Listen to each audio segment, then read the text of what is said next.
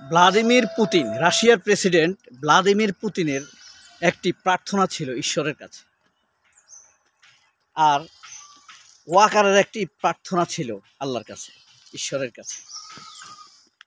তবে ওয়াকারের প্রার্থনাটা কাঁটায় কাঁটায় কবুল হয়ে গিয়েছে। এই মুহূর্তে আমি আছি প্রত্যন্ত গ্রামে। আজকে 14 জিলহজ, অর্থাৎ জিলহজ মাসের 14 তারিখ। জিলহজ মাসের 10 তারিখ আমাদের কুরবানির ঈদ অতিবাহিত গিয়েছিল। হজের ঈদ, কুরবানির ঈদ। কিন্তু দেখেন, আকাশে আজ মনে হয় যেন ঈদের আনন্দ। কি পরিষ্কার আকাশ, মনে হচ্ছে, বোঝা যাচ্ছে। 14, আকাশে আজ ঈদ চলছে। যাই হোক, আসসালামু আলাইকুম, আউযুবিল্লাহি মিনাশ শাইতানির রাজিম, বিসমিল্লাহির রহমানির রহিম। প্রিয় বন্ধুরা, একদম প্রত্যন্ত গ্রামে এসেছি, কিন্তু এমন এক গ্রামে এসেছি যেখানে শহরের মতো গাড়ি ঘোড়া চলে। একটু পরেই নদী। রাশিয়ার প্রেসিডেন্টের প্রার্থনার কথাটা বলি আগে, নাকি ওয়াকারেরটা বলবো? ওয়াকারেরটাই বলি, নাকি রাশিয়ার প্রেসিডেন্ট, না পুতিনেরটাই বলি? পুতিনের জন্ম মূলত রাশিয়ার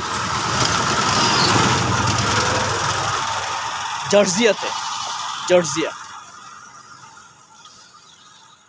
যেটা এখন কিছুদিন স্বাধীন ছিল, এখন আবার রাশিয়ার সৈনিকরা দখলে নিয়েছে জর্জিয়াতে। তো তিনি ক্রেমলিনে এসে বসবাস করা শুরু করলেন যখন ইউনিভার্সিটিতে ভর্তি হলেন।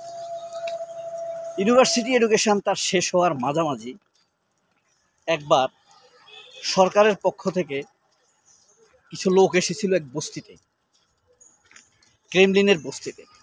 ক্রেমলিনের ওই শহরেই তিনি থাকতেন। রাশিয়ার অবস্থা করুণ, সমাজতান্ত্রিক শাসন প্রায় পতনের মুখে, খুবই খারাপ অবস্থা। তিনি তখন বস্তিতে থাকেন। সেই বস্তিতেই এসেছিল সরকারের লোকেরা, কিভাবে মানুষের কাছে ন্যূনতম খাবার পৌঁছানো যায়, একদম অভুক্ত যাতে না থাকে, হাফ খাবার হলেও যেন তাদের কাছে পৌঁছানো যায়। এই এক পর্যায়ে তাদের সাথেই পুতিনের দেখা হলো। বস্তির একটি ঘরে তিনি থাকতেন, সেখানে নক করলো। তারা দেখলো ভ্লাদিমির পুতিন ছেলেটি খুবই স্মার্ট, চটপটে, শিক্ষিত। তাকে জিজ্ঞেস করলো তার এখানে থাকার কারণ কি, জীবনের স্বপ্ন কি। তখন তিনি বলেছিলেন তার স্বপ্ন ট্যাক্সি চালাবে, ট্যাক্সি ক্যাব চালাবে। তার মা বাবাকে সে দুবেলা খাওয়াতে পারবে, এটাই তার জীবনের স্বপ্ন। এটা শুনে আগন্তুকরা খুশি হলো, কারণ তার লোভ বেশি বড় নয়।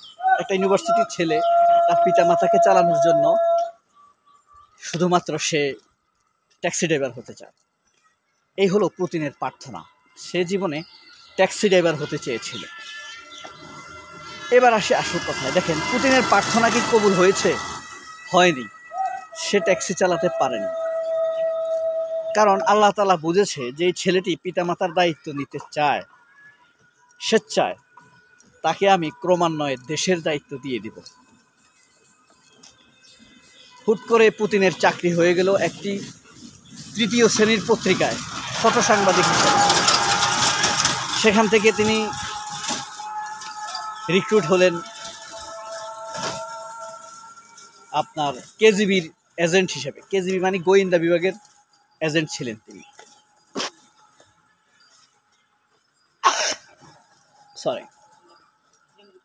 এবং এই কেজিবিতে তিনি কিছুদিন যাবৎ সাংবাদিক হিসেবে কাজ করেছেন। এমনকি আমেরিকার প্রেসিডেন্ট জিমি কার্টার যখন রাশিয়া সফরে যান, তখন তিনি জিমি কার্টারের সামনে সাংবাদিক হিসেবে উপস্থিত ছিলেন। পরবর্তীতে তিনি ক্রেমলিনের চিফ অফ স্টাফ হলেন, অর্থাৎ আমাদের দেশে যেটা প্রধানমন্ত্রীর কার্যালয়ের সচিব বলি আমরা, বা প্রেসিডেন্টের কার্যালয়ের সচিব, এরকম, বা চিফ অফ স্টাফ। তো এই ক্রেমলিনের চিফ অফ স্টাফ হলেন। সেখান থেকে তিনি ইয়েলিৎসিনের ভাইস প্রেসিডেন্ট হয়ে গেলেন। ইয়েলচিনের ভাইস প্রেসিডেন্ট, আবার কিছুদিন ক্রেমলিনের মেয়র প্রশাসক ছিলেন, নির্বাচিত না। দেখেন এরপরে সারা রাশিয়ার ক্ষমতা একরকম তার হাতে চলে আসে। ঘটনাটা 2003 সালে। এই সময়ে আরেকজন নেতার উত্থান ঘটে এই পৃথিবীতে, এরদোয়ান, রিসেপ তাইয়েপ এরদোয়ান। তিনিও 2003 সালে তুরস্কের প্রেসিডেন্ট নির্বাচিত হয়েছিলেন।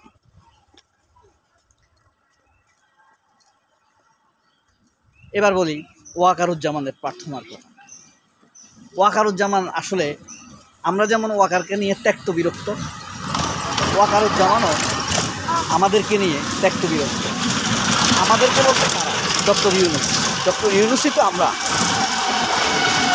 উই আর ডক্টর ইউনূস, অর্থাৎ ইউনূসের উপরে সে খুবই ত্যক্ত বিরক্ত। এখন সে বারবার ঈশ্বরের কাছে প্রার্থনা করে। আপনারা জানেন কয়েকজন লোক আছে, জিয়া আহসান, লেখক জিয়া আহসান, তারপরে বাংলাদেশ ডিফেন্স জার্নালের এডিটর আপনার আবু রুশদ, আমার দেশের বিশেষ প্রতিনিধি ছিলেন তিনি, এরা ওয়াকারের খুব প্রশংসা করে। প্রশংসাটা স্পষ্টতর মোটামুটিভাবে কিছুটা মনে হয় যে পেইড, তাকে শিখিয়ে দেওয়া হয়েছে। ওয়াকার নামাজি, ওয়াকার বেশি ইমানদার, দায়িত্বশীল, এই ব্যাপারগুলো সামনে নিয়ে আসার জন্য, তার উপরে যেন মানুষের আস্থা বাড়ে ইউনূসের বিপরীতে। অর্থাৎ ডক্টর ইউনূস তো আওয়ামী লীগ সরকার ডক্টর ইউনূসের বিরুদ্ধে সুদখোর হিসেবে প্রচারণা চালিয়েছিলেন। সেই জিনিসটা ওভার করে ওয়াকারের প্রতি মানুষের ধর্মীয় আস্থা যেন বাড়ে।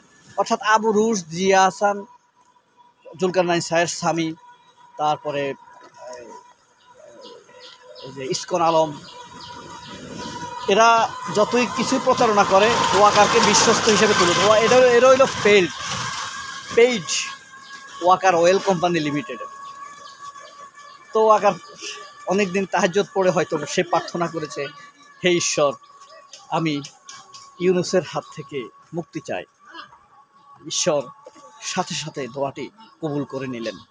দোয়াটি কিভাবে কবুল করলেন? আল্লাহ তাআলা, ঈশ্বর বলে দিলেন, যাও, তুমি এখন থেকে মুক্ত, তুমি আর ইউনূসের অধীনস্থ কর্মচারী নয়, তুমি চাকরিচ্যুত হয়ে গিয়েছ। অর্থাৎ তার চাকরিটা,